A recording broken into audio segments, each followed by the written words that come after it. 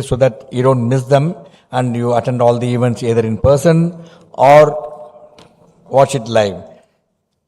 Then on 21st September, that is tomorrow, we have again not to be missed event, success story of it was done by Mahadevan. You all know he's a hotbed Mahadevan and one of the most successful entrepreneur and who's from academics to become an entrepreneur, set up things all over the world. You must come and listen to his stories and various obstacles, what he faced, how he came out of that. And he's going talking, and Mr. Mahalingam, President MMA and senior, also a partner of Director of TSM Group of Companies, will be leading the conversation with him tomorrow. This is happening on tomorrow. Then on 22nd, we are keeping you busy continuously for next few days. 22nd, we have Read and Grow, Tribe of Mentors, Short Life Advice from the best in the world. It's again very interesting. We have outstanding panel again. Babu Krishnamurthy, Chief Sherpa, then Radhakrishnan Vittal Dev, Managing Director of Velocity, and also Srinivas, Growth Mentor and Startups, HR Thought Leader, and Entrepreneur. So they are the people who are there on 22nd September.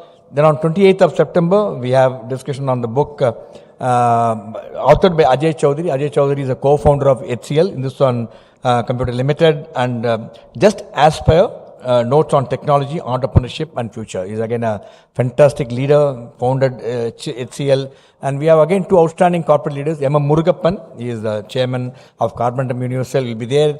And Sushila Ravindranath will be leading the conversation with them. So it's all very, very high profile event. I request you to block your diary and make it come.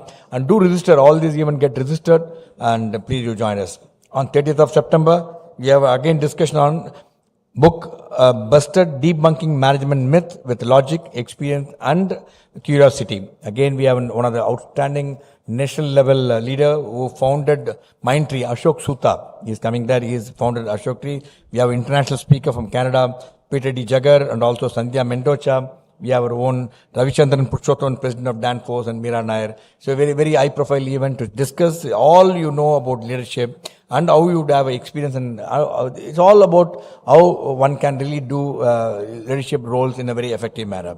Then on 4th October, we have our Management Student Convention, and you all, many students would have sneezed. And this is a year, we have got so much of pressure on us. The registration is closed because the capacity is only 900. There are so many requests that come from the people. Unfortunately, we are not able to accommodate all of you because registration is closed. And all these events are webcast live for your sake. You can watch it. So next time you must book in advance. Otherwise, we have only 900 seats available, and we have got a demand for more than 2,000 people have wanted to come and attend. So it's very, very difficult for us. We have somehow managed and given a pro rata basis to most of the institutions, and we are really sorry. I think next time we should do it only in University Center in the auditorium where we can accommodate 4,000 students. Maybe we could do that next year. Then also on Friday 6th again, we have Inside the Boardroom, How Behavior Triumph Rationality. Again, we have a very outstanding panel. Mr. Gopal Krishnan, former Executive Director of Tata Sons, and along with him we have CFOs and company secretaries. This is happening on 4th. So many events are there, and I thought to tell you a few. This is what is happening next few days.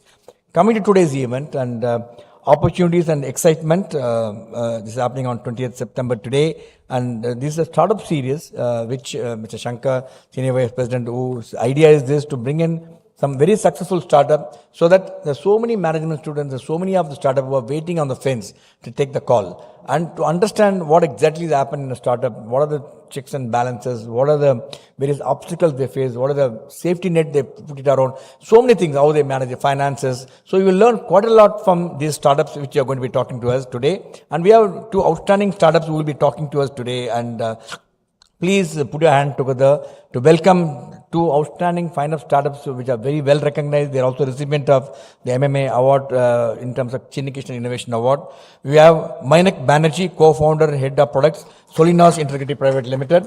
Then we also have Swostik Sourav Dash, he is a co-founder, CEO of NeoMotion Assistive Solutions. They are the two outstanding startups. To read the conversation, we have Dr. Sujatha Srinivasan, Professor, Department of Mechanical Engineering, Indian Institute of Technology. Ladies and gentlemen, big round. May I request you please take your place on the dais. Come, Swostik.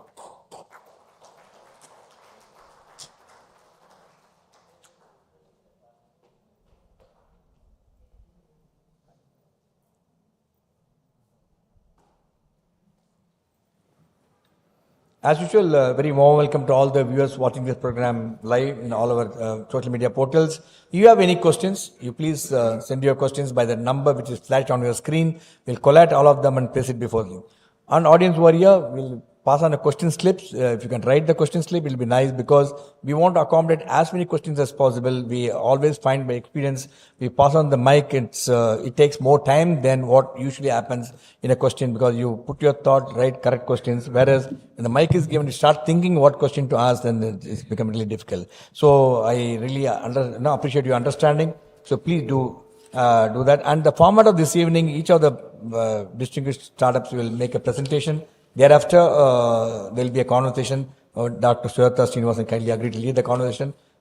She will also introduce the distinguished panelists for you this evening. Let me have the privilege of introducing Dr. Sujatha Srinivasan. He is a professor, Department of Mechanical Engineering, Indian Institute of Technology, Madras. And she graduated in BTech Mechanical Engineering from IIT Madras in the year 1992 and her MSME from her Masters from the University of Colorado from USA in 1994. And after a long stint in the industry, her PhD from Ohio University in 2007, she joined the faculty of IIT Madras in the year 2008. She is a very team member. She has also won awards of prestigious competitions for the projects that have several Indian and international patents granted pending for assistance device designs. She is also a co-inventor on several US and international patents, internet passion. And our awards, so many of them, to mention a few, R2D2 has been awarded Best Assistive Technology Initiative among educational institutions in the year 2021. Professor Sujatha Srinivasan has also been conferred Abdul Kalam Technology Innovation National Fellowship for the year 3 years, starting in February 2020. She is also Presidential Fellow of Ohio State University, University Fellowship in Ohio State University, and also resolution passed in the Ohio.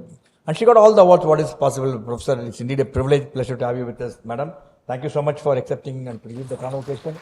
And over to you to take the evening and also introduce the speakers and take it forward. Over to you.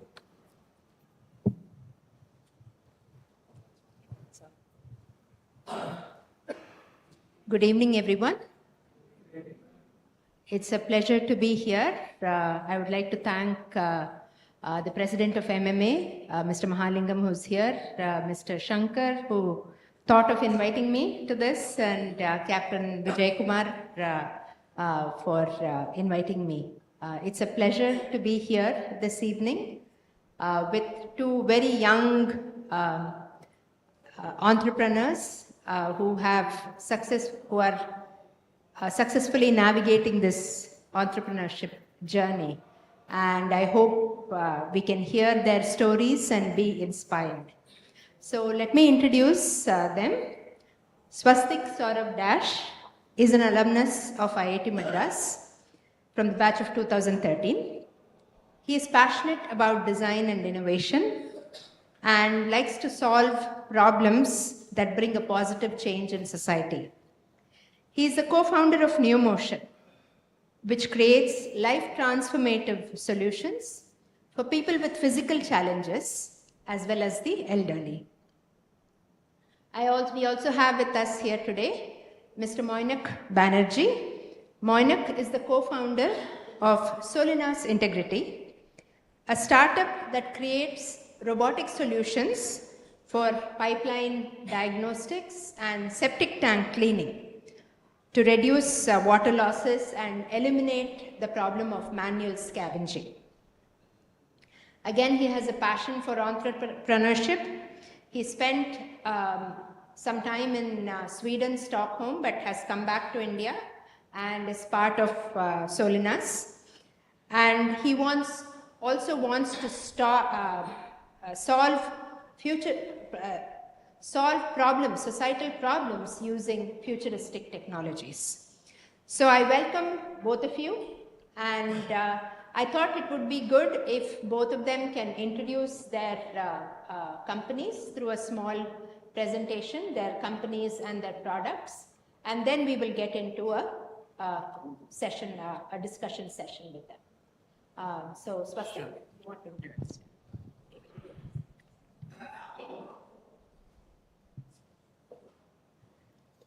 A very good evening to all. Thank you so much for the opportunity to come and speak about what we do. And I'll try to cover about where we started, what is it that we are doing in about 10 minutes. So NeoMotion works, myself Swostik, I'm the founder and CEO of NeoMotion. NeoMotion works in the field of products for physically challenged. There has been so much of development, but how often do we see a wheelchair in our daily life? Can I have a raise of hands? Did you see a wheelchair user today? No, right? So does it mean that wheelchair users are not there? That's often not the case. They're out there, but they have challenges coming out. And that's what we are trying to solve.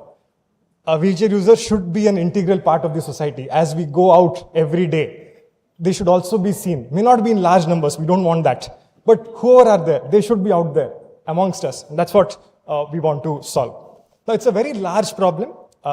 And we have started with one of the segments from a technology background. I mean, there are policy issues and so on, but purely from a technology background, how can we solve it? How many of us have seen these products? Can I have a raise of hands? Yes, all of us have seen these products. So on the left side, you have this steel shiny wheelchair. I think all of us would have seen. It's like a one-size-fits-all chair. Are all of us wearing shoes? Yes. Is the size of our shoes same? No. We wear shoes of different size. What fits us? Because that's our requirement. If we have to go out, play sports, we wear a different type of shoe. If you have to go hiking, we'll wear a different type of shoe. So based on our requirement, we choose that. So why should a wheelchair user be seated on one single size or a single design of chair? It doesn't solve the purpose. It damages their health. It restricts mobility. And you can imagine what happens to the self-confidence of the user. Now let's come to the image on the right. So I am a wheelchair user. I am seated at this particular height and the scooter is at this height. I have to shift and transfer my entire body weight to the scooter, and somebody has to help fold the wheelchair, put it at the back, and so on. It's always a dependent activity. So this is what we are trying to solve. Take indoor and outdoor mobility. How can we comprehensively provide a solution which takes care of this? And that's where come our products NeoFly and NeoBolt. I'll play a short video for all of us to have this understanding. मेरा 2011 में दोस्त के कंधे पर से गिरने के कारण मेरा शरीर पैरालिसिस हो गया था। इस व्हीलचेयर प्रयोग करने के बाद आसानी से हम कहीं भी जा सकते हैं, आ सकते हैं। हम लगभग 1 साल से काम कर रहे हैं इस प्रोजेक्ट पे। It's the best India designed wheelchair that I've sat on in 27 years. पहले हम व्हीलचेयर से हम जो मैराथन करते थे उसमें बहुत ज़्यादा समय लगता था। इस व्हीलचेयर के प्रयोग करने के बाद टाइमिंग है वो बहुत कम हो गया। एक गाड़ी आती है जो कि इस व्हीलचेयर में आसानी से हम सेट कर सकते हैं और गाड़ी सेट करने के बाद हम आसानी से बाहर जा सकते हैं, कम स्पेस में जा सकते हैं और कहीं भी पार्किंग कर सकते हैं और गांव में चला सकते हैं। अगर गड्ढे ऊंचे नीचे हैं तो आसानी से चला सकते हैं। अभी हमको कोई डर नहीं है, हम कहीं भी जा सकते हैं। See, I have a car that I drive. It's hand operated, but often the challenges that I face in terms of mobility is somebody to get your wheelchair, somebody to kind of load it, or even going to my parents' place. Is a huge challenge. My parents' place is only 5 minutes away, but I'll still have to take the car. With this, I just roll my wheelchair out, put the bolt on, straight away go there, and then get the bolt on out, get into the lift, and go to my parents' place. When I was riding this, the feeling of the air coming and hitting on my face, I think that's the true sign of freedom and liberation. To go to the grocery shop or to the supermarket, now my wife is going to kick my backside and I have no excuses, absolutely. So that's the product. So it's basically two components. So there is a wheelchair and there is a scooter add-on, and combined they solve this problem. So what are some of the things that people have been able to achieve with this? Can we recognize this place? It's Phoenix Mall. So there was a bike rally conducted on Madras Day. So there were 100 bikers and there were 10 people on NeoFly and NeoBolt who could be a part of the mainstream society. It was not a wheelchair marathon. It was a bike rally. And then wheelchair users could participate in that. So that's what we want to do. We want to make them an integral part of the society without anything special. So there are presently about people who are doing food deliveries using this. People are going to their office and workplace using metro trains. There are a lot of people who stay in rural areas and they have farms. They were unable to go there earlier to take care and look after their farms. They're able to do that right now. There are kids who are going to school and college on their own. There are war veterans who are using it as a part of their daily life. People who run kirana stores, small shops, and they use it to go to the market to fetch supplies for them. And there are people who are making India proud in Paralympics. So they participate on different sports in this. One of the projects where we have been very proud of is the food delivery project that I spoke about. So typically what happens, for example, an electrician or a plumber, there is a work site hazard and there is a spine injury because of which they would now need to use a wheelchair. Now using a wheelchair, you can't go back to the plumbing or carpentry or that sort of work. So what can be done? So that's when we thought, how can we use this to create employment? We did a partnership with the food delivery company Zomato. And so as of now, we started it about 4 or 5 months before. As of now, we have, there are 180 people who are doing deliveries across 80 cities, close to 50,000 plus deliveries completed, 1.7 lakh kilometers that these guys have covered, and 25 lakh rupees income is what they have generated. They were almost not earning anything, and now they're able to earn about 10,000-15,000 rupees a month. So that's what it has enabled them. About 27 of our users have crossed the 10,000 kilometers mark. We are present across 32 locations, 32 states, 4,000 odd users. I should also share that, how the financials have grown, like how we have been in the market for the last 3 years. We've been growing at the rate of almost 3.5 to 4x, and we're also PAT positive. Our manufacturing we do here in Chennai. It's in Red Hills. You're most welcome to come and see our plant and see how it's made. Every unit, every wheelchair that rolls out of our factory is customized for that individual user. We do delivery pan-India. We have a lovely team of 50 people, and 25% of our team consists of people with disability. So there are people with speech and hearing impairment who work on our shop floor, who do the assembly. They're trained in ITI. Our sales team who takes the calls, they're all people on wheelchairs. So they take care of that. We've just started with just 4,000 users what we have. Our next 4-year goal is to reach at least 1 lakh users a month. Thank you so much. That's what I have to present.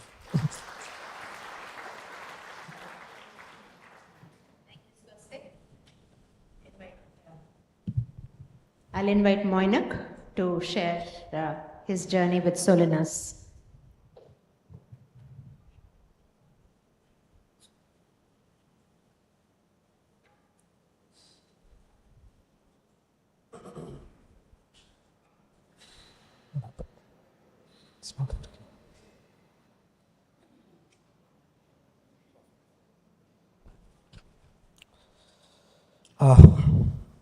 Good evening, everyone, and thank you for the opportunity for allowing me to speak here. So, I am Moinak, and I am one of the co-founders of a startup named Solinas Integrity. Solinas Integrity is a climate tech startup which is trying to revolutionize how the water and sanitation assets are maintained in India. Water and sanitation assets means water lines, sewer lines, septic tanks, and manholes. But why I am talking about this asset specifically? I think most of us would have faced the problem of someday getting interrupted water supply, or getting contaminated water, or getting black water some days, right? And it's a problem Chennai is one of the cities which has this big problem, but it's not a problem only in India, only in Chennai, but it's all around India. And we would have seen the municipal corporations or the pipeline operators would have blocked a road or making digs or pits, trying to find out where the pipeline is or trying to see where the leaks are. So the technologies that they are using in India, in Chennai, are very primitive. And this sector, specifically these water and sanitation assets, how these are managed, have not seen any technology intervention in the last 50, 60, 70 years. Even it has seen, it should be very minimal. We are trying to bring robotics and AI specifically into this. We have seen robotics and advanced technologies getting applied into other sectors, right? Automobile and all those sectors, but not in this. But why there has not been any technology intervention for managing of these pipelines or cleaning of the septic tanks? Because the underlying problem is the data that we have about these assets, right? In India, I will just give you an idea. People do not even know where the pipelines is. They have just somewhere in the notebook or in a pad, they will just draw a scrap drawing where, okay, this is the where the pipeline goes through. Or somebody will tell maybe there is a place where the pipeline is, or maybe there is a place where the manholes or septic tanks is. So the digitization, the lack of digitization of these assets means as the assets are not digitized, there is no way we have, though if we develop a technology, we do not know where to put this and how to put this. And just to quantify the problem for you, how big is it and how severe it is, in India, each and every city, almost each and every household receives only 50% of the water supply that you get, right? Which means the water that comes from a reservoir to your house, it's only 50% of that. 50% get lost while it goes through the pipelines, through leaks or some contamination points. And 30% of the households are connected to the sewer lines, remaining are septic tanks. So around 70% in India is septic tanks. And the septic tank and manhole cleaning, the problem of manual scavenging is a big thing in India. It has been banned by government around 3 to 4 years back, but just banning this will not solve this problem, right? If you just ban it, but if you do not have an alternative solution for that, this will go on, and it goes on till now. Behind the curtains, it goes on. Sometimes they do it at night and everything. And that is the reason we realized in Solinas, for these assets, we specifically need to get a integrated solution where we not only inspect the pipelines, but also clean them, clean the septic tanks, and also manage the data about the pipelines. And how we are solving it? So we try to democratize the idea of inspection. So what does inspection I'm talking about is, if we inspect the water lines or sewer lines, we can solve this problem. So we started to pioneer this idea in India that the only way you can solve this problem of contaminated water or the problem of water getting lost, if we can democratize the idea in India through robotics. We have series of robots specifically going into pipelines as small as 90 mm in dia to 2000 mm, 3000 mm in dia of huge pipelines. As the robot goes inside these pipelines, it collects various data about the pipelines, telling you where the leak points are, where the contamination points are, what is the health of the pipeline, when you should replace it, when you should retain it, which part of the pipeline should be retained. Because of the sensors, these are present in the robots. But as we have been doing this in the last 3 years, we realized that just pioneering this idea of inspection will solve the problem in India. The problem is much more deep down. The problem is the way these assets are maintained, these pipelines are maintained. There is no way the data about the pipelines are maintained. It's done in, as I told in the beginning, right? It's done in a very primitive way. If you go and visit Chennai Metro Water, they will just have a notebook with error log, okay, this area of the pipeline has a problem. But what happens is that logbook get lost within 4 days, 5 days, 6 days. It's not possible to maintain all these data just in a notebook. That is the reason we realized that, okay, we can put something, we can digitize all these things and put it in the cloud so that we can get all the data about the pipelines just with a click of a mouse.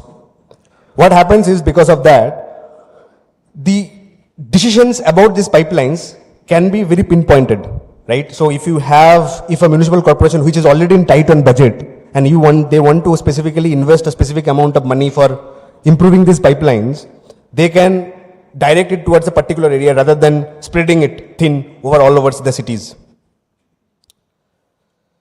And we also analyze the data that we generate from these robots. And just to give you an idea, in Chennai, we have around 20,000 kilometers of network, right? And if we want to inspect these pipelines, we need to deploy multiple robots, maybe 50 or 100. And these data about this from these robots need to be analyzed some way. And it's not possible to do it manually. That will increase the price, cost, time, and etc. What we do is we leverage AI for analyzing the data so that we can do things much more faster and decisions can be taken much more faster. The second part of the problem, as I told, is the problem of manual scavenging, right? And as I said, there is no alternate solution given after the ban. It goes on for a long time. We came up with a solution which is named at HomoSep. the major part of that is eliminates the requirement of human intervention. The human intervention is very minimal in while controlling this machine. What it does is it goes inside the septic tanks or manholes. And just to explain you why people had to go inside the septic tanks and manholes, what happens is over a period of time, these septic tanks and manholes have huge amount of sludge or mud, which get deposited over a period of time, and it becomes very hard like a stone. So somebody has to go in, take this out, and put it outside. We have this system which has a blade-based system which goes inside, cleans it, and takes things out. Not only that, it also helps you in managing the waste that is generated. So it purifies the waste and deposit in the STPs. Now talking about our impact, we have been doing this for the last 3 years, and we have realized that for each and every kilometer of inspection we are saving around 600,000 liters of water. That's a huge amount, right? And these robots that we are giving, this manual scavenging elimination robot, this HomoShep, we have realized that the people we are giving these robots, their income has increased by around 4 to 5 times. Because what happens is if you are a manual scavenger, if you are cleaning a tank, you can maximum clean one tank or 2 tanks in a day. And after that you may have to, because it's a very hazardous job, you have to take off of 2 to 3 weeks. But now, after we have empowered them with this technology, they can clean 4 to 5 tanks in a day, which increases their monthly income, plus it protects them from getting into this hazardous environment. I will just share you a small case study about the work we are doing. And I will not go into how much we have done in the last 3 years and kilometer of inspection we have done. But there is something which happened last month.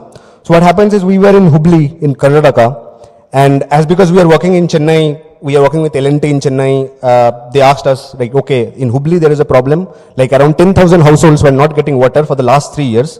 And every week, each and every household is spending 1,000 rupees for buying water tanks, right? And they had been doing it for the last 3 years. If we can go and use our technology and solve this. And within 2 weeks of our deployment of our technology, we realized that we have solved that problem, which has impacted almost 30,000 people. And for the first time in 3 years, they are able to get clean drinking water, and they do not need to buy these water tanks that they used to spend in. So this is our team we have. We are a bunch of young entrepreneurs trying to solve this menacing problem of India and make these assets that we have, the pipelines and septic tanks, much more smarter and make the city smarter. Thank you.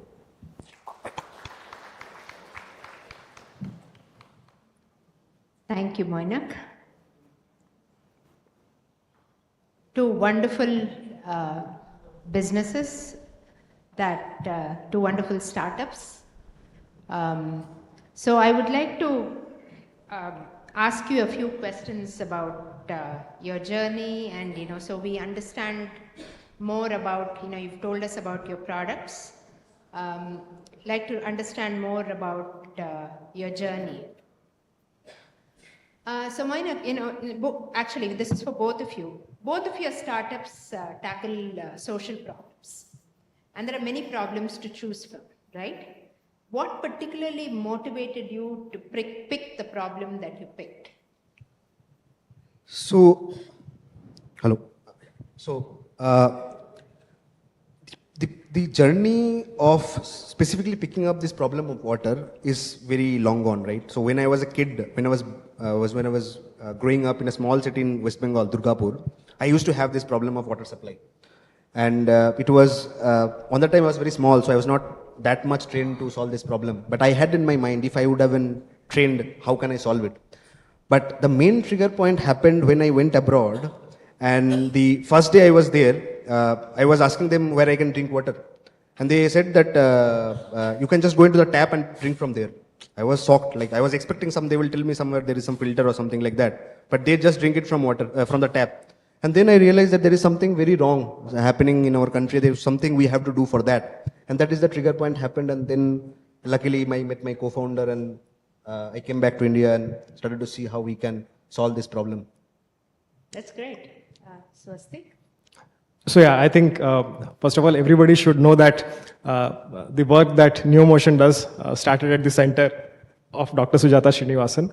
So where we started this work is from ma'am's lab. So my interest was a lot into design, hardware, and as a part of my final year project, I was looking for where can I do this sort of work and maybe which is meaningful. So I knew ma'am from first year, and I came to ma'am and said, can I do a project with you? It's an interesting area. And I was not exposed to this subject at all before that. And I did a project called a swimming pool lift. And I was in touch with a few users, for a few wheelchair users. So we designed, we applied all the principles. But then we got to a point where we built a prototype and we took it to actually a swimming pool, and a few users tried it. And the feedback that they provided, that how important and meaningful it is for them, I was really surprised by such a simple mechanical device, which could be probably built by anybody, has not been built. And a simple intervention can actually solve a large problem. And that's where it was pure coincidence that I got into it. But then when you realize that, yes, there is an opportunity and it's a problem that needs to be solved and nobody else is solving it, and we have the right skill set to do it, I think it's a problem worth solving. And thankfully, it was probably in 2013 is when I was introduced into this. In between for 2 years, I was away on a different subject. But these 8 years after that, it has been a fantastic journey. And the more you get associated with this, the more involving it becomes. And it's extremely rewarding that what you do is solving a genuine problem. So yeah, that's where we started. How many engineers in the audience? Okay, few, okay. So both of you also are engineers, but there's a different skill set that you need to start and run a business. Can you name one skill that you had to cultivate in order to, that was not really part of your engineering curriculum? What did you have to? So I think it's been changing and evolving over a period of time. I would say probably the recent ones that I've been trying to develop is to learn the art of delegation and building a fantastic team.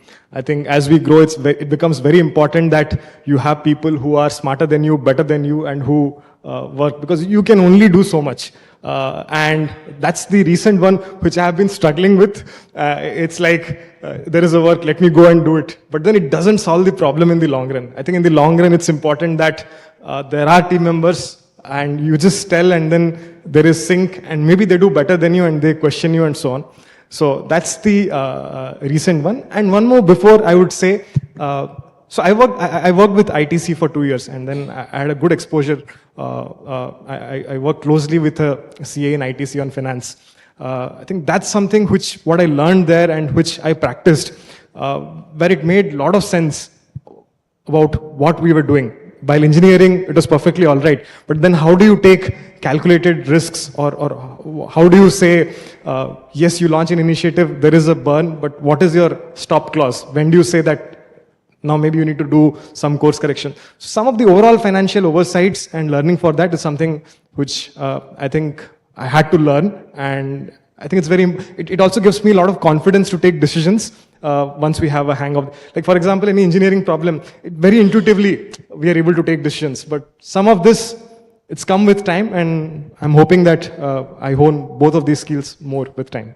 I think you have to have that thing of constantly learning, right? Something that, Moina, please share. Yeah, so what I felt from just being an engineer and from there, to transition into an entrepreneur, the most important skill I feel for me is having a deep obsession for understanding the customer. While you are building something, that is the first thing which each and every entrepreneur should try to have that. As you understand the customer better, you will build better products. And that is the ABCD of entrepreneurship. That is one. And the second is obsession for understanding the problem that we are solving for the customer. Because more deeper you understand the problem, more intelligent ideas you will get, more intelligent products you will build, more intelligent products which will really sell in the market, which will really solve the problem. is something, these are the two things I feel are the most important one for my, right? Absolutely. So any business needs customers to survive, right? So who are your customers and what are the challenges you have faced in getting those customers? So the type of problem we are solving and the type of business we are in, mostly our 50% of our customers are government, right? So municipal corporations and utility operators and everything, and also the private enterprises like L&T, Suez, Veolia, and these companies who manage pipelines, septic tanks, manholes, and everything. When we first brought this technology or this idea of inspection or cleaning of these tanks, this is something very new, and when you bring some new changes into the system, you always get a pushback, right? Because people do not like change. It's also me, I will not be very comfortable if someday someone asks me to change something, right? So in the beginning, it was a little bit troublesome because you have to convince them on why we are trying to bring this solution, because they have this problem. But again, if you're trying to make a system level changes, that's become a little bit harder. But as you give them impact and results over a period of time, things become much more easier and smoother for you, and things then just get traction, and you slowly move on and get more and more users and customers. So yeah. Okay, thank you. Swostik? Yeah, so at an overall level, our users are people with locomotor disability, but then if we have to, when we go about approaching them, the overall, there are two segmentations that we do, one in terms of the clinical part of it, and the second in terms of the economic part of it. And so our products are priced at 1 lakh rupees, and that's not something which everybody can actually maybe buy himself or herself. And then it becomes important that where do we start, and what is your phasing strategy, and what are your next product pipelines like, and how do you cater to them in different stages?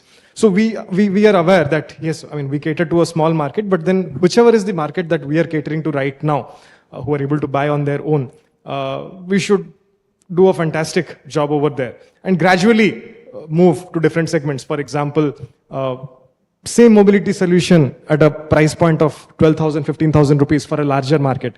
Yes, it's there in the pipeline. The entire product development mindset has to be different. But we know that, yes, there will be few people for whom we cannot solve the requirement right now, but in due course of time, it needs to be solved. So I think that's the landscape and segmentation, and we need to have that clarity that both from a clinical side and from an economic side, how do we break up the entire landscape, and we pick. Presently, we are working here, later we will go here, next we'll go here, and so on. So it's a process of constant evolution. Absolutely. Change that has to happen. In fact, on that note, I would add that initially we used to think that everybody should use our product. We used to feel bad that it will not go. But then now we understand that let's not try to push everything. We know it is the best fit. It works there. And with time, we also realize that no, let us not push this product somewhere else, because there can be a better job that could be done over there, and so on. So yes, we evolved. So as entrepreneurs in the hardware space, what are some of the challenges, other challenges other than the customer aspect that you have faced? Fine. So it's one of the favorite questions, I would say. So I think so first it's in some way or the other it's a kind of social space, whatever we say. We can say it's a new segment, new category, whatever we'll create, but at the end of the day, how the present landscape is, it's a social sector. That's how everybody views it. Second, it's a hardware. I think there are two very difficult problems to solve. In hardware, I'll share an example. So all the principles that I had learned at ITC, that you go to a vendor, you evaluate them on all these criteria and so on, and we went and applied all those principles with the vendors. We selected a vendor who had all the facilities, who could do everything. And for 4 months, 5 months, we kept spending time, but there was no outcome. Later we realized that, we are an insignificant business to them. I go to a supplier who is big, who has all the facilities, but then I don't even contribute to maybe 0.5% of annual revenue for that person. It doesn't make any sense.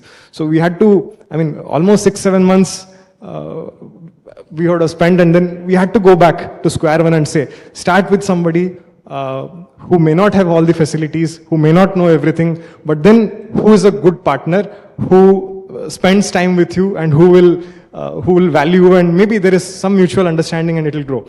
So all our vendors are very, very small players, but automotive players. Once we started working with them, I think it was a very meaningful relationship, and I think that's something which I would was one of the biggest learning, that we have to find who is the right partner at that stage for us of business. So that was one. Second thing, I think building the database and repository for anything that we do, and specifically in hardware, where to buy this, where to buy that, where to source this. That database becomes very crucial with time, and good amount of investment needs to be done on that. So when you start, you almost don't have anything. The referrals, we definitely have a lot of mentors, senior advisors who are in very senior companies, and then we get good vendors, but then finally they don't work. So you have to go back and constantly keep building the database. Who will do a quick prototyping for you? Who will do this for you? And that database is an asset which we are realizing the importance of that. New products as we're launching, the turnaround for them is very fast. So I think these are the two lessons, challenges and lessons for us as we're building a hardware company. That's important. You convert a challenge into a lesson.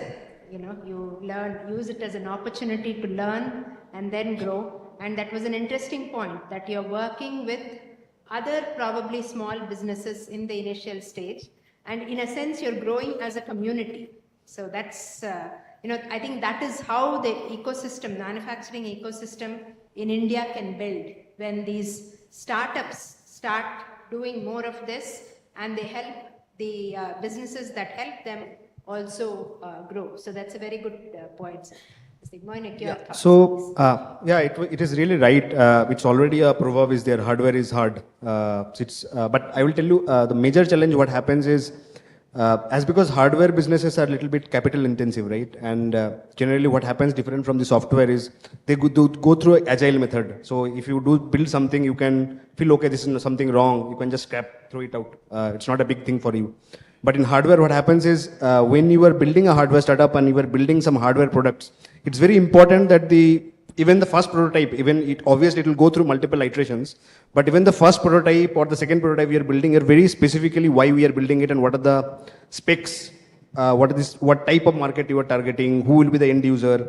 Because if you are not very clear with those ideas, like how you will position in the market, who will be your end user, how they will be using it, you may end up with spending lakhs of rupees building that first hardware prototype, and then may realize, oh, this is something wrong. And again, you have to build something from scratch. And a startup which is at the initial stage cannot afford to do that, right? So you have to be very, very precise on while you are manufacturing that. You have to understand, do your back work very good. It will go through iterations, but you have to do your background work before you do the manufacturing or before you start designing that.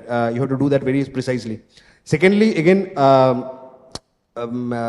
as Swostik said, if you can specifically build your supply chain in a proper way over a period of time, because what happens is for a success of a hardware startups, mostly the price range that they target. The success lies after you build the first prototype, when you have got your technology verified. The next step, how you will get into the market, or the how successful your product will become, will mostly depend on how good your supply chain is. Because that is the place you will play, where you will bring down the price, how you will, and you will do the thing. Even Tesla, though Tesla is a very good product and everything, but their main USP is how they have built the supply chain, and same thing like that. So you should also have a very strong supply chain so that you can control the cost and you can deliver things in time. So yeah. I'll add, I think Moinak, you triggered a very important thought in me, which I thought I should share. So I think one comparison that is there, and I'll share an example what we also did. Hardware is actually, you have to physically transport a product. For example, if we are building a wheelchair, it needs to be delivered to a person in a location or in another location and so on. And if something goes wrong over there, the only way to solve it is for you to maybe go there, solve it and so on. So how we do the testing, validation before we send it to the customer becomes important. So I would share that the first 25 units that we deployed in the field, which were bought by customers, we had to replace all those 25 units. Because after 6-7 months, while we had done a lot of lab tests, accelerated tests and so on, but on-field test is on-field test. But then what was good is we had controlled it to a group of 25 and we are mentally prepared that, fine, we have done this test, but let's give it to them and whatever happens, that will be learning for us and then we go back. So I think some of those control pilots are important and how quickly we do them are also important because that will determine your speed to the market. So I can maybe summarize that as strong engineering, strong relationships with your customers, with your suppliers, showing them you care, especially your customers, and a strong supply chain are probably what you need very much to build a strong hardware business. So just as a little aside, both of you are, you're non-Tamil speaking entrepreneurs, having established businesses in Tamil Nadu. What are some of the challenges associated with that and how do you tackle them?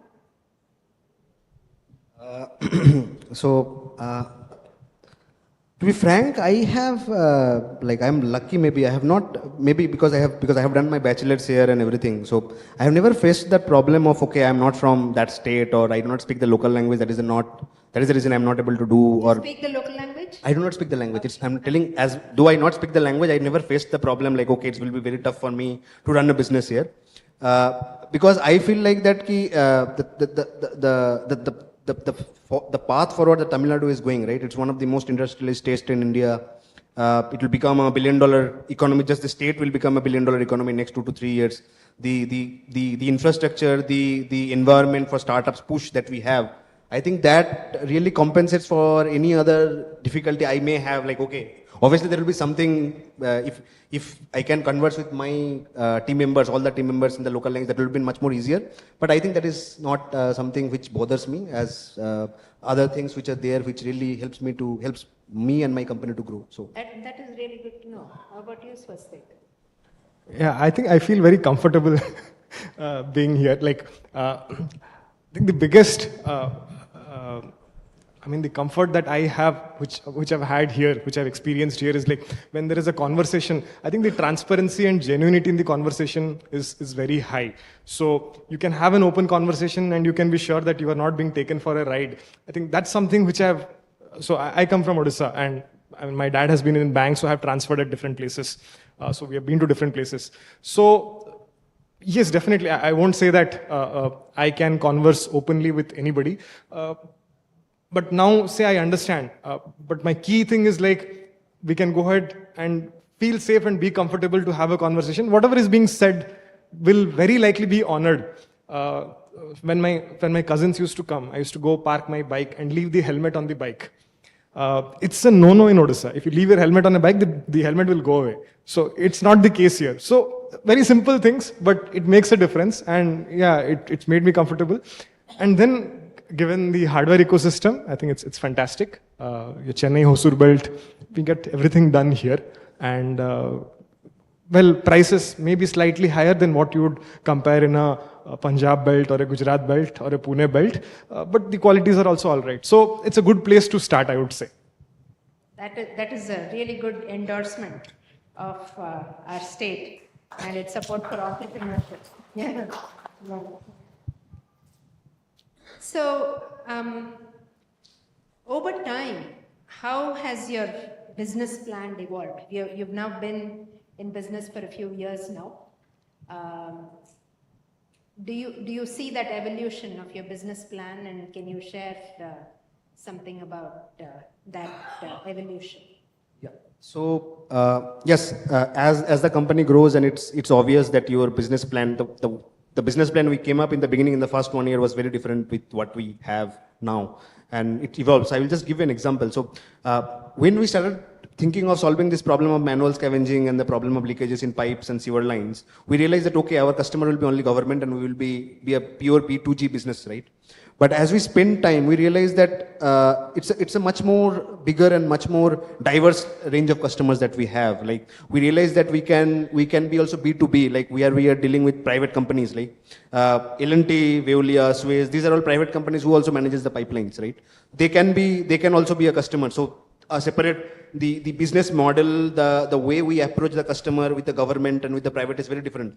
Again, that last year we realized, okay, this is some bigger utility companies and then private municipal corporations. But again, there are these industries gated in residential complexes which has pipelines. Again, those pipelines has to be inspected and those manholes has to be cleaned, right? And that is a different segment of customers that we discovered and who need to have our solution and we can cater to them. And that is the way we are realizing that more and more customer segments are getting added as we understand the market much more better. Like something like we are also exploring, okay, we are solving the problems of water pipelines, sewer lines, manholes as of now in these sectors. Maybe we can take this similar technology and implement something for the oil and gas or chemicals also, right? This similar technology can be implemented. And so like this, you find out more and more use cases and the industries and your business model evolves. And that will only help you to grow over a period of time. Yeah, very similar. I would just talk about two broad areas. I think when we built our first products and we launched into the market, what we really achieved is, well, definitely there was one product and impact, but the larger thing that we had achieved is understanding how to understand the users and develop products for them, doing the engineering for them, setting up the manufacturing, hiring team members, and setting up an after-sales support and setting up a distribution and retail, the entire channel, the go-to-market strategy. I think our first product, what it allowed us is to build this entire chain and put all the blocks in place. And I think that becomes very powerful then. You have a platform where all these different pieces are there and they're all connected. Now it's about, in this channel, how many more products can be provided, how many new additions can be done. Because once you have done one, the others are, more or less the system, the method, all of that is known. And we've also identified the niche where we are operating in, where nobody else is operating. So I think that clarity we have got, and we now know that in the larger mobility space, we will be able to bring about another 15 odd products and using the entire system that we have developed. So that's one evolution and learning that we have had. The second, what we have realized is, I think innovation is important in everything that we do. So for example, every wheelchair that we make is customized.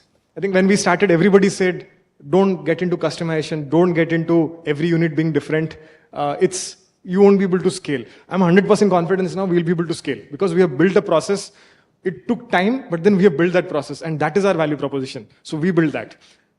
Then never ever was a wheelchair assessment, a clinical assessment for an end user was done remotely. You need to walk into a clinic and you would do that. We developed a process where irrespective of whichever part of the country that you are in, if you just have internet connection and if you give 45 minutes of your time, we'll be able to collect your assessment. We built that innovation.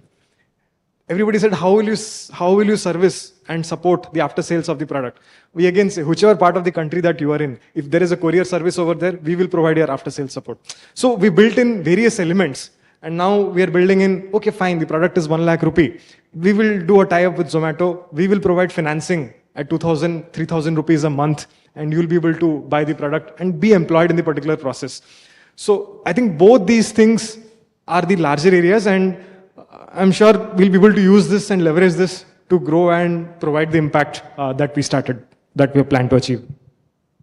That's wonderful. So you see, it's not just about innovation in the products, but innovation in processes, in innovation in, in every aspect, innovations in financing, every other aspect of the business. You have to be ready to innovate for you to make it a successful business. That's a great learning there. So what would be your advice to other young entrepreneurs? Oh, okay, should I just say entrepreneur? I don't know how many entrepreneurs that I meet are generally young, but maybe you can do it when you're older as well. But what would be your advice especially in the hardware space? I think what I would say is like if entrepreneurship specifically in hardware space is a little bit challenging, but I think exciting times are coming and it has already arrived. This is the best time you can become an entrepreneur and also become a hardware entrepreneur because of three things which I specifically categorize in. One, there is right amount of money is getting poured into the market in India, so there is lot amount of investment happening. So you will, to start a venture, the first thing you will be needing is the finance, right? So there has been lot amount of finances coming in so that you can leverage that and build your business. Second, as because India is growing very fast, right? And it will become $5 trillion economy in next 3 to 4 years. To become a $5 trillion economy, just being a software-based economy will not help. So it somehow has to get into a hardware business. You need to develop a hardware infrastructure also, right? And just like how it is done in China or it is done in US and everything. So these things will happen. This is happening already. There will be a lot of policies level changes in the government side to push for hardware startups to get these opportunities. And as because things are happening at the right time, so you maybe jump into this train so that you can also ride this train, also be part of this success journey. Third, I would say is the right amount of talent that is coming out in India is very phenomenal, right? If you see to be a successful entrepreneur, it's very important that you have a very great team. It's as Swostik was telling, it's very tough to do it alone. You need to get a very good team to build something, and the quality of people that are coming in, getting pushed into the system, the engineers, the managers and everything, they're top notch. Things has been changing in the education system in India. So if you get somehow in connect with those people, and as the chances are very high because more people are there, you will be connected to maybe your next co-founder or next your head of your R&D or head of your supply chain or something like that. So because of these three important factors, I think this is the most important time, or this is something which is really interesting for any young guy to do. Yeah. Young guy or girl? Yeah.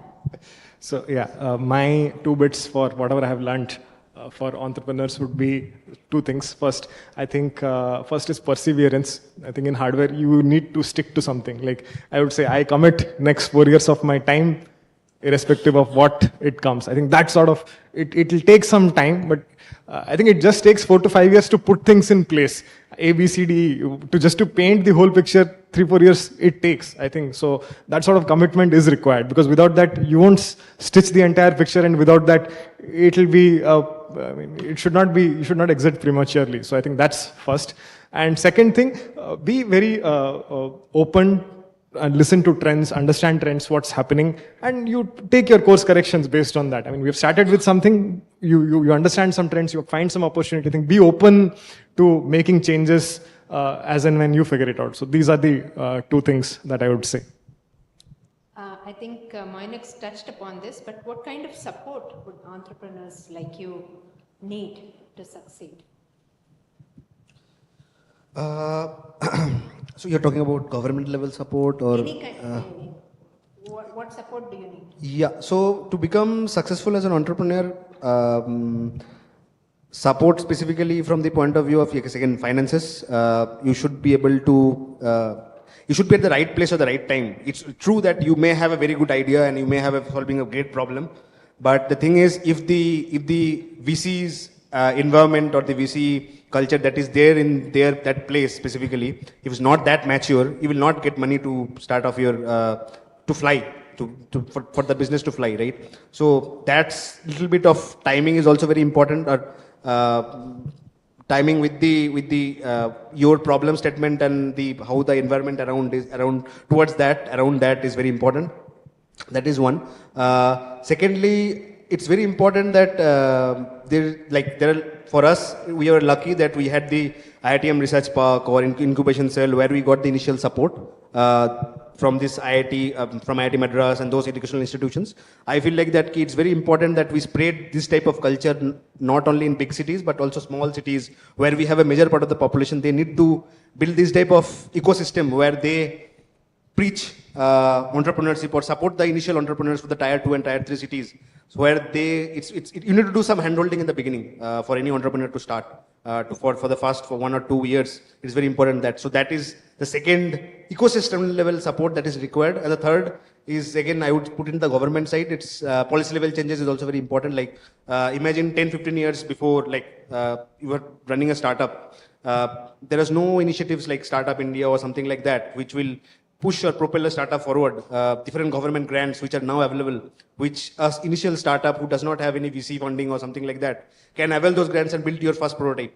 So yeah, more policy changes like that. Government is doing that. Maybe more in state level on all the different parts of India which has not been touched by this entrepreneurship wave. So yeah. Is there anything you'd like to add? Yeah, I would like to add. Personally, for me, I would say, like when we started, what would have really helped me is like, I think somebody who would have built a hardware startup maybe 7-8 years into the journey. Had I access to one, it would have been very helpful. I mean, we meet a lot of people who know how to build software and so on. We also know a lot of people who have built hardware, but those are 50-year companies, 60-year companies. The way the systems and processes are there are very different and they won't apply to us. Any mentor whom I used to meet, I used to ask, do you know anybody who has built a hardware startup in the last 10 years? I would be happy to meet. We could not, but that was something which would have been very helpful to me at that point of time. So now Swostik will become one of those. He will be one of those mentors. So if anybody here is thinking of a startup in the hardware space, and hopefully Moinak also will, you'll be the next wave of mentors for these startups. So, for my part, I'll just close with this question. What has been the most satisfying aspect of your journey? Actually, it's two. And where do you see yourself in, say, 5 years, 10 years? Where do you see yourself and your venture? Sure.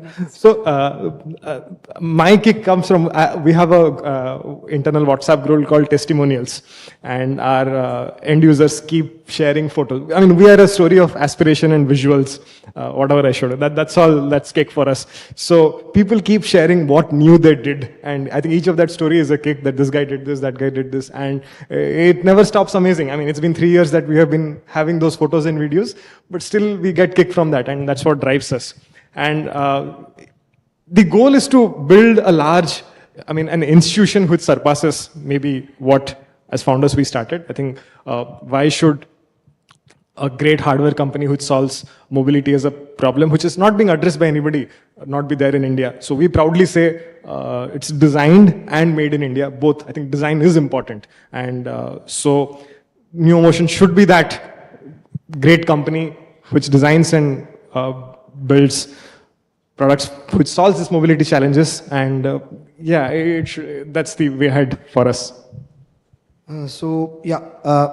As an entrepreneur, I think there is a lot of misconception around India. Is like, okay, entrepreneur, how successful he is valued by how much money he has raised, or like, something like that. But specifically for me, and when you were entrepreneur who's trying to solve problems specifically for society, the real validation comes when you see the impact firsthand, right? I was just telling the example of Hubli, right? When the team members who are inspecting the pipelines there, and they are sending me the pictures, okay, this is the house, they are getting this water now after 3 years, and you can see the happiness. Like, they did not take the picture like that, but it's somehow their faces you can see from the back. That is the day you realized, okay, you started off with something 2-3 years back, and now you have achieved something. At least you are making some impacts in somebody's life because of the technology or the solution that you have developed. So these validation for an entrepreneur who really want to make an impact, these validations are very important because they specifically live for that. For me, the particular vision would be what I specifically visualize is with this technology that we are developing specifically for water and sanitation asset management is we want to, as of now, we have implemented these technologies in 12 Indian cities, but these are all major Indian cities, big Indian cities, right? To make a real impact in India, you need to go into tier 2 and tier 3 cities. We have this technology, we want to take this to tier 2 and tier 3 cities so that this problem of manual scavenging, right? We landed in moon some 1 month back, and till now we have a human being going inside a septic tank and manhole to clean it. So we can develop this much technology, but we cannot solve this problem. So till the time we ensure till the time we can help government or the utility companies to, with our technology, where each and every citizen of India get clean drinking water. That's a basic requirement of a citizen of India, right? And also the problem of manual scavenging, which should stop immediately, and that can only be done if we have proper technology implementation all around India. So yeah. Okay, great. So we will now go on to some questions that we have received online and from the audience here. So I'm just trying to find,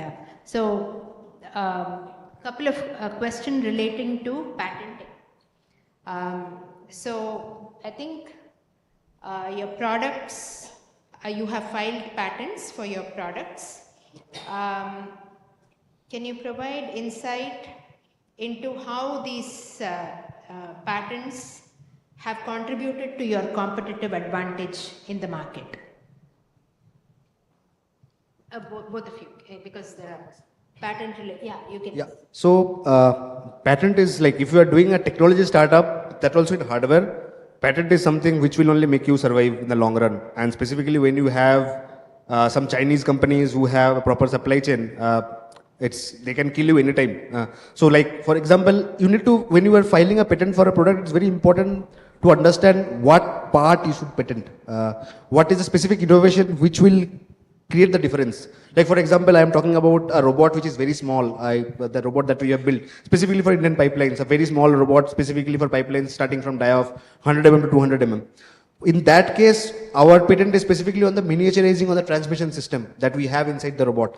Because we know that, and the packaging system inside that we have in the robot, we know that these two components will be very much important to miniaturize the robot. So if we have our innovation in that, specifically patent those two components, so that when, I'm not telling, I will not name any country name or something like that, if there is any breach, if they have to come into this sector specifically with their own robots, I'm very sure that they have to get into this miniaturization of this transmission system. And if that happens, they will breach our patent, and that will help us to protect ourselves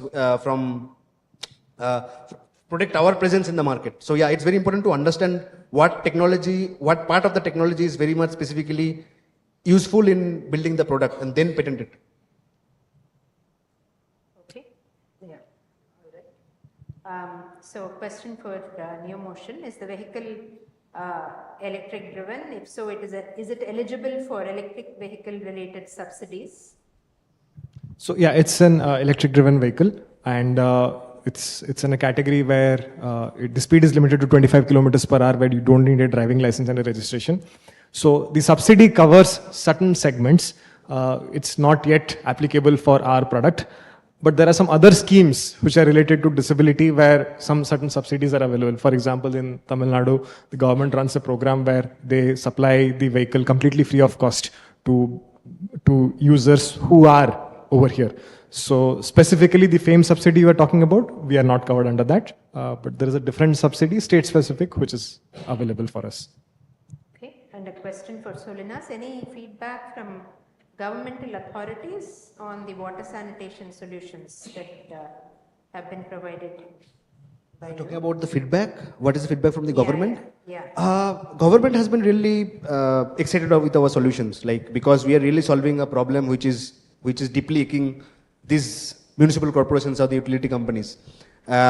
In the beginning, as I said, it was little bit, people were a little bit hesitant. It's not the government, it's the people who are involved in maintaining these pipelines are a little bit hesitant, because, as I said, there's nothing to be blamed, to give a blame of, because if I am doing something, if I have been asked to make some changes, I will also try to, because people do not like changes, right? So in the beginning, it was little bit, people were a little bit hesitant on bringing new technologies into the system. But as you give them impact and give them really solves the problem, when you give them the impact numbers, okay, this much amount of lives get impacted, this much amount of money gets saved, this much liters of water gets saved, then I think people, government become very excited about that, and they implemented things in the larger scale. So yeah. Okay. Question for both of you: what is the status or scope of your products in other developed countries? Sure. So So our products are built with that scope in mind, that whatever we are building here, we take world as the market. The standards that we are trying to adhere to are also the highest standards that are out there. It'll basically be categorized as a medical device in any other developed country, and we adhere to those standards. So it's about timing. When do we plan exports, and when do we go and specifically enter those particular countries? It's also like if I myself have not seen this product being driven over 10,000, 15,000 kilometers in India, I won't preferably say that let's go and take it somewhere else. So build a robust system and then go it. We are now at a time where we are phasing it out. We are entering into some countries. Different countries have some insurance programs. So considering all of it, we are phasing it out in a manner. But the idea is whatever we are building and whatever else we'll be building, we'll be keeping in mind that the world is the market. Let's adhere to those standards, and we'll plan it out that way.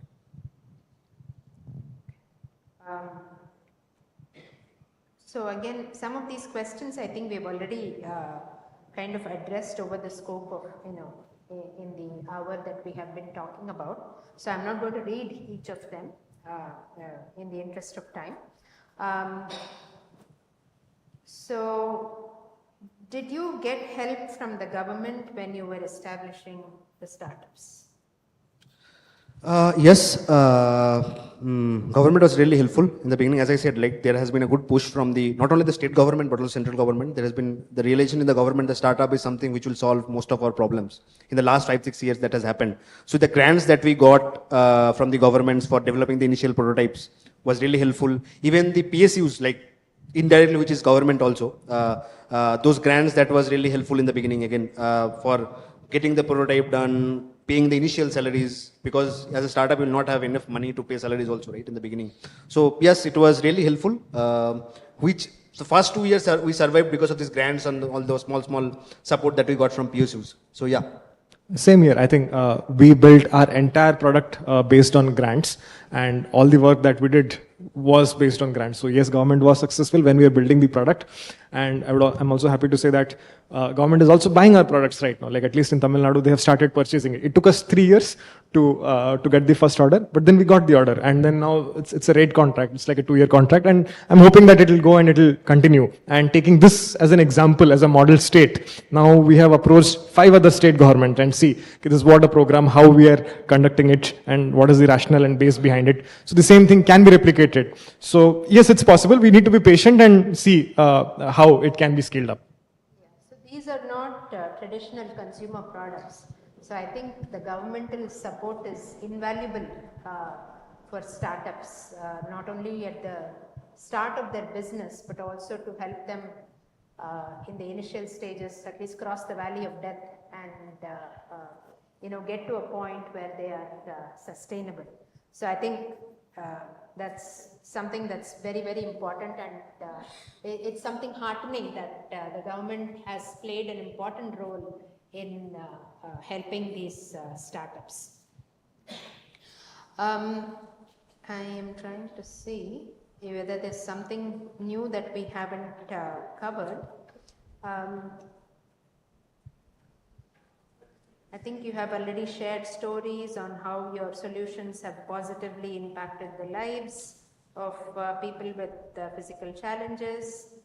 What role does research and development play in your company's growth? So yeah, as a deep tech startup, so generally we call ourselves a deep tech startup. So R&D is everything. So it's not like a general operations or service based business, right? If it's just an example of Zomato or Swiggy, right?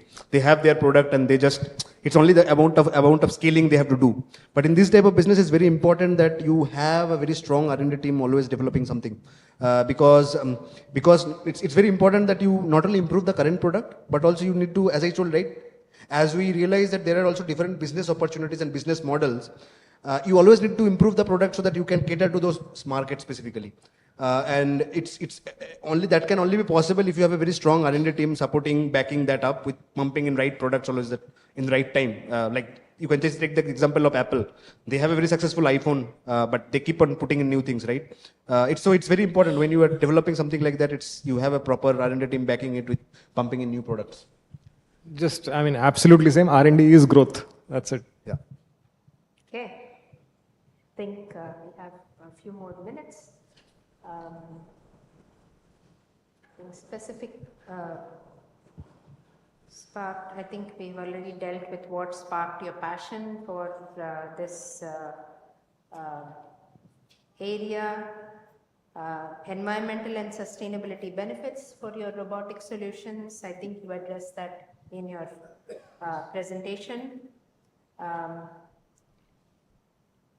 Future of Solinas integrity in the context of the rapidly evolving, how do you envision it? The context of the rapidly evolving technology landscape and the increasing importance of water conservation. So yeah, as I said in the beginning part of the conversation, right? Like, so we are also feeling lucky that we are at the right time where we got into the market, because there are a lot of policy level changes from the government, like Jal Jeevan Mission and Amrut and everything. So there is already a ambience where there is a realization that we have to conserve water, because we already have unofficially become the most populous country in the world, right? And the water is limited. So it's only way we can sustain this big population is if we ensure that we efficiently utilize this water. And that can only happen if you bring right technologies.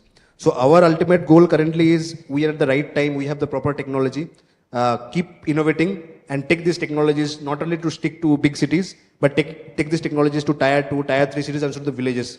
And we have been building products which make these technologies affordable. So a small city, a tier 2, tier 3 cities can afford these technologies. So we have personally have a vision that in next 3 years we should have a presence in at least 100 cities where these technologies are being implemented.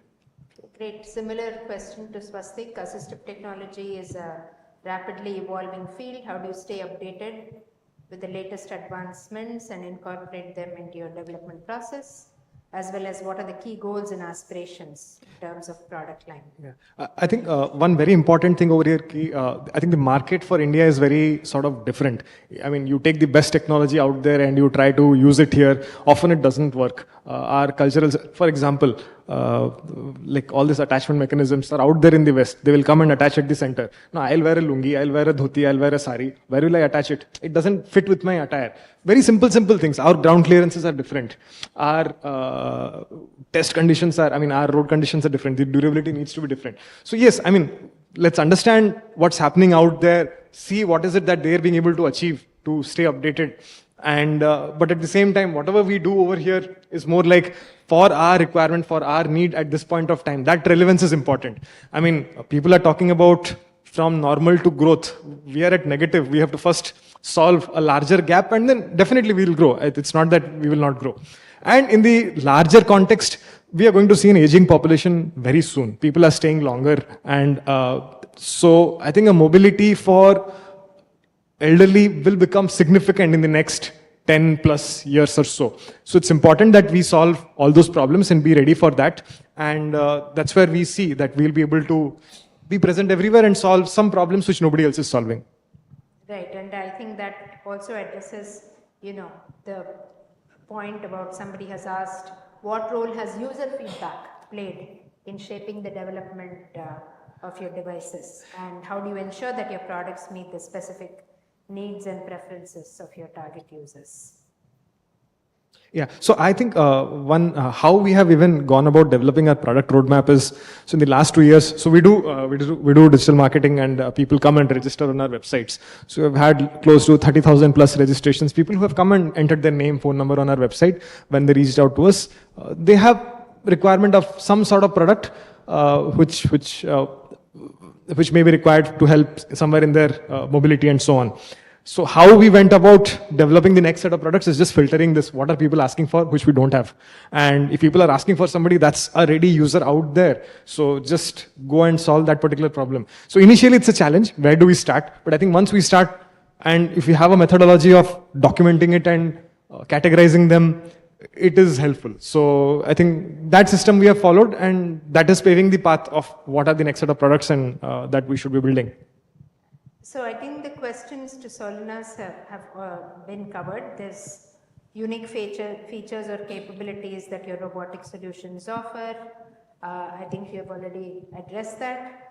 Then the inspiration behind founding Solinas, that has also been addressed. Some of the innovative design solutions, again, with the range of products that you have for different pipelines and the different problems that you're solving. Challenges, we have talked about how you overcome them. There's one important question that I think for NeoMotion. Accessibility is a critical aspect of assistive solutions. How does NeoMotion ensure that its products are accessible to a wide range of individuals with varying needs and abilities? I think that's the great question, and that's the map which I spoke about the clinical requirement and the economic requirement. I think that's the map that we draw and we try to figure out. For example, to drive NeoFly, NeoBolt, you need good upper body function, and there are people who don't have good upper body support, but then they also need to go out. So what is the product that we need to build for them? So we identify this need, we identify this gap, and there is a product in the pipeline which solves that particular gap. So, now I'm saying it's very straightforward. You draw clinical and then you draw economic. It sounds so simple, but it took us time to just arrive at these two graphs and what it should look like. So yeah, consciously being aware that this is the landscape and where we fit. And I would add the third dimension of age also, which is like from a pediatric to a senior citizen. So involving all of them, so there is a wide range of products which we need to adhere to. It's about figuring out this map and understanding where we are now and what is not there and just solve it. What a wonderful time it has been to learn about the journey of Moinak and Swostik with Solinas and NeoMotion, solving very important societal problems with passion, they've developed a deep understanding of the systems they are operating in, the challenges associated with it. My hats off to the two of you and your teams. I think India, and not just India, humanity is in very good hands, in the hands of entrepreneurs like these two. Please join me in giving them a big hand for sharing their journey here today. Thank you so much. Thank you everyone. Thank you, madam. What a fascinating evening, and thanks to Mr. Shankar for facilitating this. May I request Shankar would like to say a few words on this occasion. Mr. Shankar. See, a few weeks back we had Tamaswati and Prabhu from IIT Madras, and now we have two young people and Professor Sujatha from IIT Madras. And as an alum, I can't resist it. When I come across something good in IIT Madras, I just feel the need to expose it to the world, because it's such a we think of IIT as being a factory that produces BTechs and so on, but no, that was 20 years back. Today it produces outstanding entrepreneurs. That is what it does. And let me tell you, hardware entrepreneurship is the most difficult by far. It's easy to set up a SaaS startup, easy to set up e-commerce, easy to set up a whole number of virtual startups, if I can use that word. They're also important, no doubt, but these are an order of magnitude more difficult. Their gestation period is much longer, and hats off to them and to many other people like them who come out of the doors of IIT.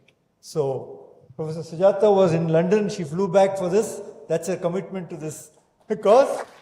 Thank you all for here. What a wonderful story. Thank you. If I could just add one thing here. I want to say that the IIT Madras incubation ecosystem is open to everyone. It's not just for people who are associated with IIT. The incubation ecosystem is open to everyone.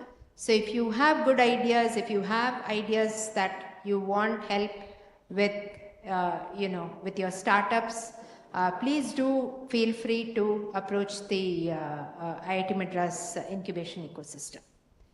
Thank you, doctor. I think about 680 people are watching it online, and now I request Mali to please step forward and along with Shankar do the honor of pressing the memento. Ladies and gentlemen, we'll try and bring in some outstanding startups to come to you, and big round of applause to the young team here and Dr. Sujatha for so passionately leading the conversation. May I request Mali? This is what we give is all done in our CSR network product made by the children. This is what we present.